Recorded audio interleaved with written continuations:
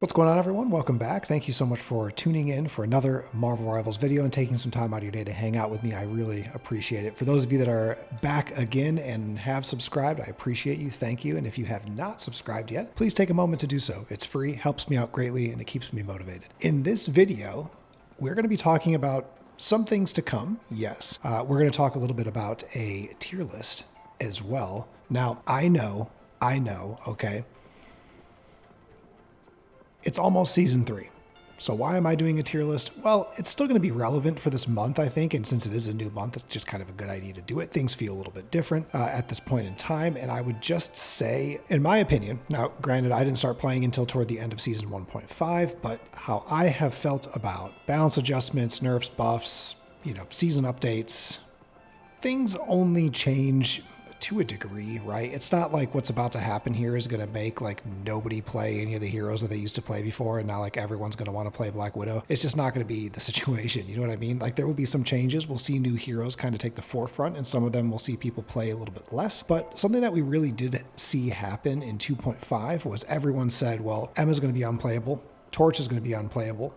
Turns out they're both like extreme meta picks. So like, I know we're going to see some things come our way that people might be thinking, well, I'm not going to be able to play my favorite hero anymore. Don't get ahead of yourself. Wait till we see the gameplay. So that's why I'm going to do this tier list now, even though we're kind of on the eve of the season 3 update. I just don't think it's going to change that much. We don't have the full details yet of the balance adjustments, but we'll get those very, very soon. I mean, first and foremost here, we got to talk about Jean Grey coming in, right? Phoenix is dropping with season 3. This is cool. This is cool, right? I mean, I think that this is going to be a really, really cool hero. And if you guys didn't see the video yet, we're going to take a look at that. But I will say my only disappointment that I have with this is just that they're releasing another duelist. Like maybe you guys feel differently, but for me, I'm kind of like, we have enough of them, Can we get some new tanks? Like, is that a thing? Can we please get some new Vanguards? I know we got Ultron and that was, fine and whatever, but like there's so many duelists and like this is what's going to happen. She's going to get released. Everyone's going to ban her because they don't know how to deal with her. It's going to be a fear ban. We don't know. Maybe she'll be OP. Sometimes that happens, but she's just going to get banned. People are going to play all the normal people. We're still going to be dealing with Punisher and Squirrel Girl and Hela and Torch and Storm and Iron Man.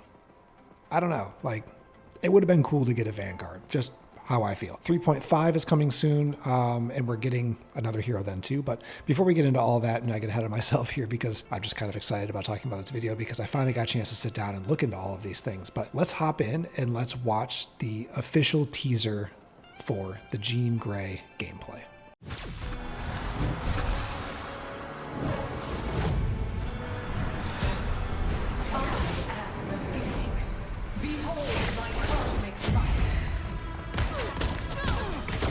I was holding back. Psychic shift. Cosmic flame.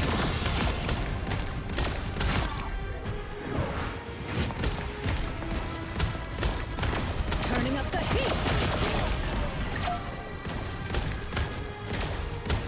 Follow if you dare.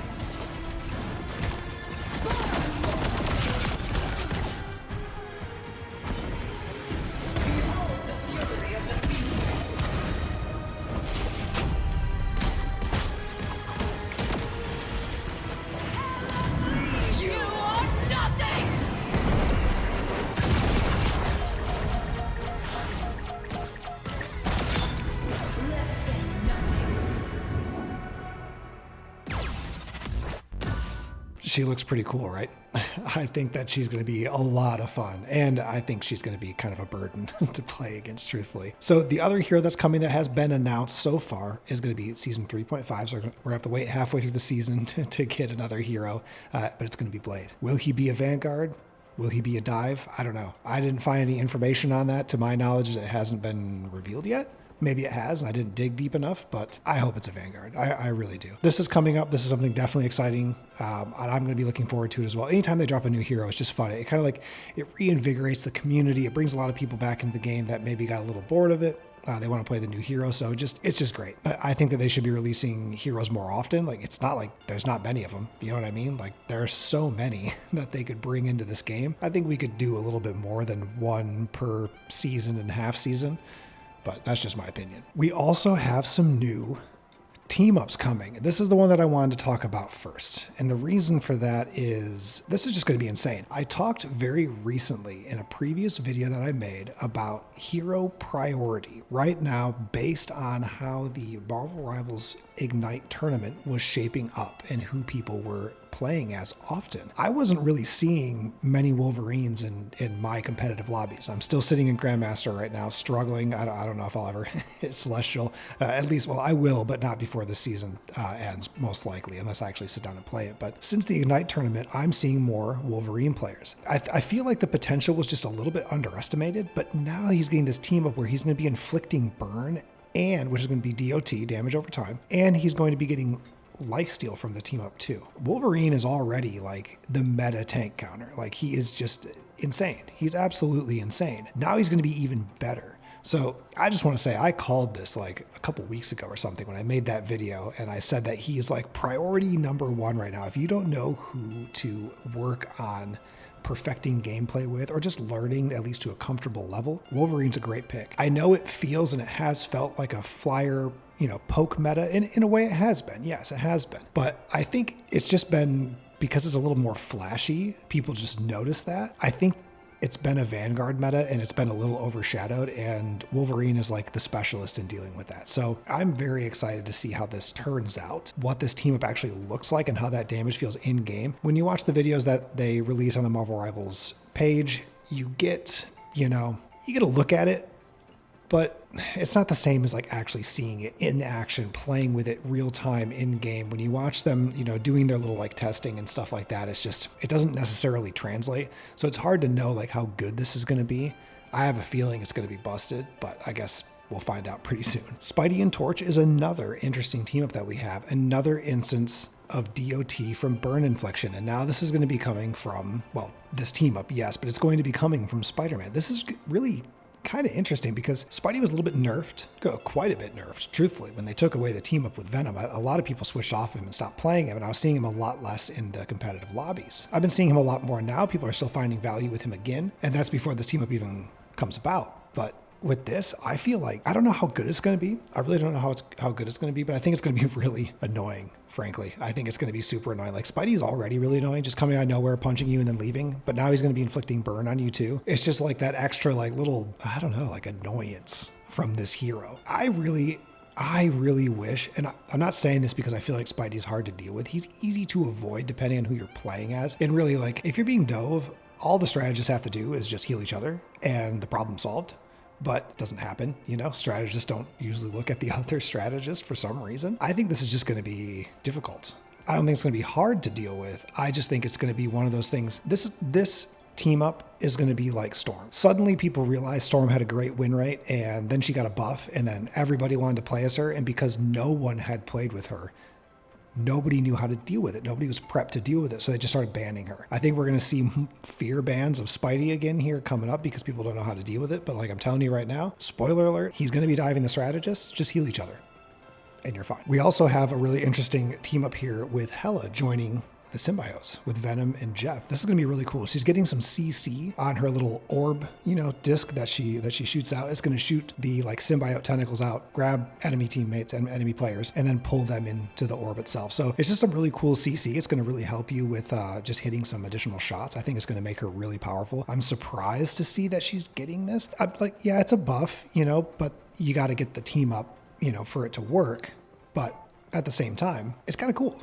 I think it's really cool. I don't really think it's a bad thing. Honestly, it has me a little bit more interested in playing Hela. I wasn't playing her that much before because it's just, I don't know. I like to have a little bit more movement. I like to move around the map and just have a bit more control over my space. And I feel like I just kind of don't have that with Hela. Not that you can't. I didn't play with her like a ton before, but seeing this come into play now, I think it's pretty interesting, and I'm definitely going to be intrigued to spend some time learning her. And yeah, I had to put this photo for Venom. This is like the only valid photo of him from the game. Now we got to talk about Squirrel Girl. This is epic. I've been playing as her a lot, and I love it. I love the gameplay. It's super fun. I love just like trapping people and bouncing the acorns off like the walls and the ceilings and stuff like that, and getting like really just fun, interesting elims on people. I think it's just a really fun style of gameplay. But this is going to be cool. Joining the Stark protocol, now she's going to be able to shoot at airborne enemies. She's going to have like a, an acorn, I guess, that's propelled by another squirrel that will hone in on a flyer. This is insane. This is like the one thing that I said this before in a previous video too. Like when you have a heavy flyer composition on the enemy team, picking Squirrel Girl is not really the ideal option. Not that she can't hit them and shoot at them. She can't, 100%. But it's hard to hit them. This is going to make that amazing. We needed some kind of counter for the flyers, and it still is difficult. Even with Punisher, even with Hela, even with Hawkeye, it's still kind of difficult to deal with them. Like, truthfully, it really is. So having another DPS that can do that, where the shot becomes auto, it's just going to hone in and hit them. I think that that's really cool. I think it's going to really help balance out the poke meta. So this is a really cool team up. Now there are acknowledgements of some adjustments that are going to happen, and it was released on the official Marvel Rivals page by the developer team, and they didn't give any details, so I don't really feel like talking about it truthfully. They're just going to be doing some nerfs like Mr. Fantastic's one, as an example. So there's no like specific details, so those will come out later and we can talk about that later. They did really allude to something that's changing here, and that's with Thing, and this is pretty interesting. They're basically making him a second Hulk. By the way that I heard that and the way that registered for me,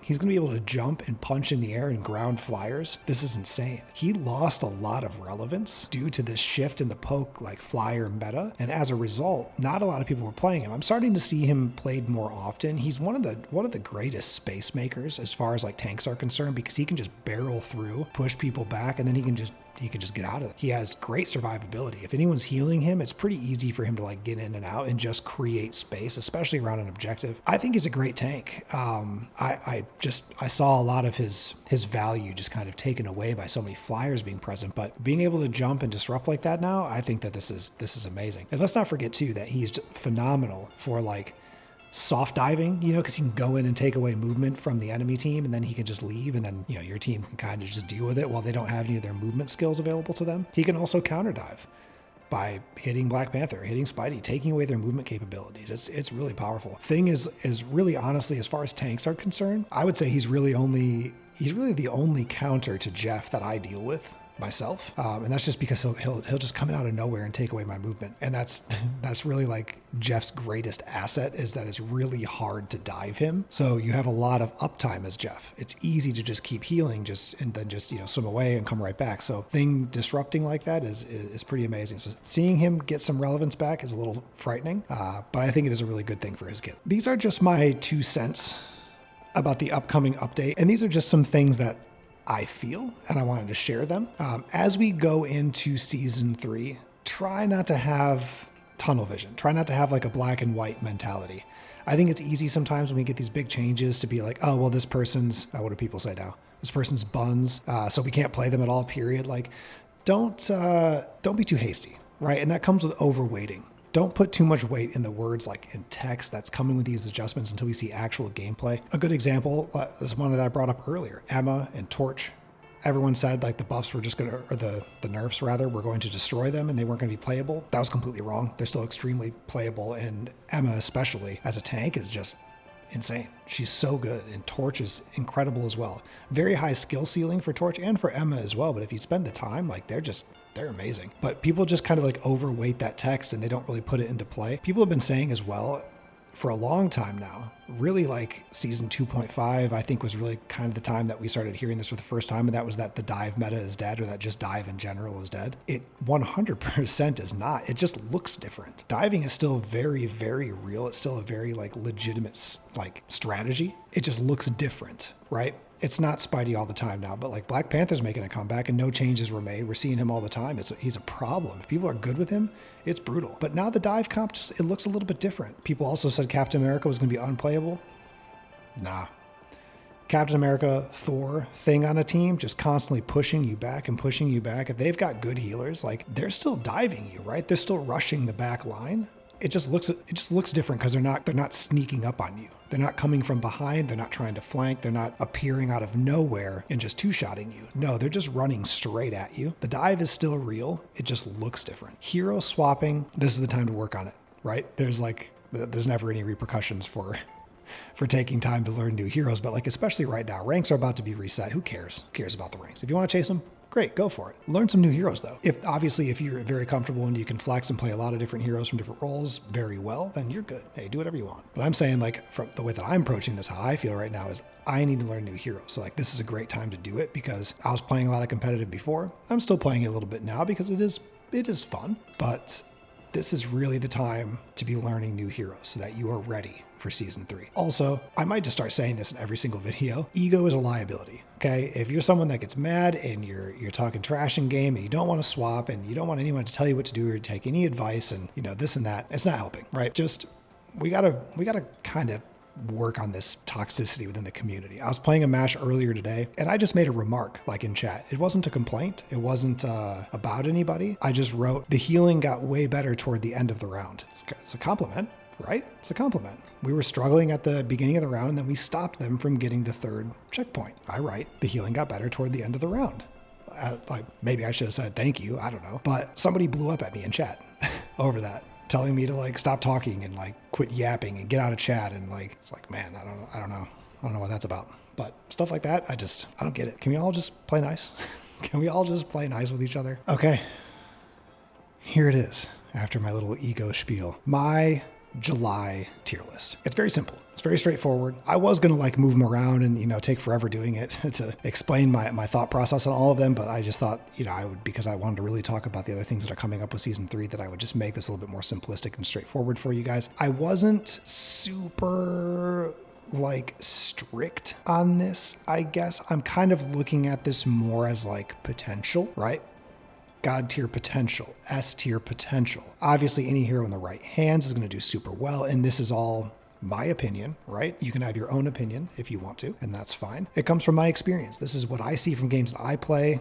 This is what God tier looks like to me. And also from watching the Marvel Rivals Ignite tournament. Like this is who we're seeing a lot of people picking and playing as. Now, some of them you could say right now for July, like, hey, Thing, definitely not S. Well, he's still extremely good. And I think he just kind of flew under the radar. I think he could have been more utilized this season because Flyers were banned a lot, but then people still didn't play Thing. We're seeing him more often now, and he's about to get buffed. So like, I'll admit I put him up in S because of the expectation of the buff that's coming. The update's not that far away at this point, right? I mean, we're approaching the weekend here. The update's on the 11th. So like, we're down to almost a week at this point. So to start playing Thing right now in anticipation of him getting the new skill change and being better, like that's a good move. Right? I think it's a good idea for you to like get practiced if you like that gameplay, you like him as a Vanguard. I would say as well for Mr. Fantastic, because we know that he's going to get a nerf. We don't really know what that survivability nerf is going to look like right now. It could be nothing. It could change nothing. It's like I've said a couple times in this video, we thought Emma was going to be unplayable now. No, still incredible.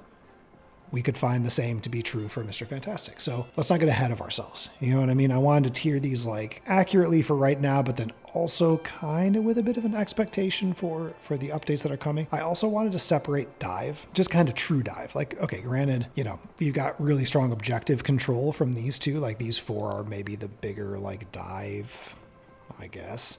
You could put Iron Fist in there too, but Iron Fist is just kind of meh right now. So I didn't really want to like separate him because I just don't really see people playing him. And I don't recall if he's getting any changes. I don't think that he is, but either way, we're just not seeing too much of him right now, and therefore he just stays in that category. Anyway, for the dive, I think it's good to separate dive. This is such a different role. This is like a totally different play style. You're almost playing a different game entirely when you play these heroes than you play with any of these. I don't know how to tier them. I don't. That's kind of why I made a separate category for them. Like, I don't really know like where to throw them in, because you could say like, okay, turns out Black Panther is still really good, even though everyone thought that you couldn't play him anymore. Maybe Black Panther's God tier dive right now, but it's so dependent on the map, the team composition, the awareness of the enemy strategist, the value that comes from playing true dive. Yes, it's based on your actual skill and your capability, your mechanical skill, and your in-game intelligence as well, knowing when to go in, how to escape. But there's a lot of it that kind of is out of your control, because I do see a lot of people now playing BP, and then after the first couple minutes they've swapped because it's not working, and they were fine. Like, I've had some BPs on enemy teams that like, you can tell they're good, but they can't get me, so they swap. So I just think it's just very dependent. It's very unique. It really depends on who you're playing against. And so I think all of these are great options. There's no reason really, I would say there's really no reason not to play them. I just think you need to read the room because it's not always going to work. And if it's not working, just, you know, be ready to swap to another duelist or something, or swap to another tank if you're playing Captain America or Venom. Swap to Thing, swap to Magneto, swap to Emma. Hulk even, you know, Hulk is providing a lot of amazing value right now. I'm finding myself very countered. You guys have probably noticed I put Jeff down here. I don't think I've ever like dropped him below an S or God tier because I just have so much success with him, but I'm finding him to just be hard countered right now. I'm having a hard time as of the last week, I would say, getting really much value from my alt. They're bubbling with Hulk. They're bubbling with Magneto. Emma's diamond forming like almost immediately. Squirrel Girl is constantly jumping out of it. Cloak is like primed. Man, the amount of like big alt opportunities that I have lost with Jeff due to Cloak, just me thinking the skill was in cooldown, it turns out it's not. I mean, that's my bad, I guess, but you see an opportunity, sometimes you got to go for it. You don't always get to be like picky about when you use the alt. Sometimes you just have to. The moment requires it. So it's like, okay, that should be in cooldown. That should be in cooldown. Okay, there's just a lot of things to think about as Jeff, right? Especially when you constantly have Mag and Emma and Cloak on the enemy team. You've got 3 people that you're not going to get. She can save everybody. He can save another person. It's tough. Hulk can save the whole team. Can he gamma shield the whole team? I don't know. I don't play as him, so I'm not sure. But it's tough. It's really tough. And I'm seeing Thing more often too. And if you swallow Thing as Jeff, you can't spit him. So you got to commit. You got to go off the edge if you do have him. So I don't know.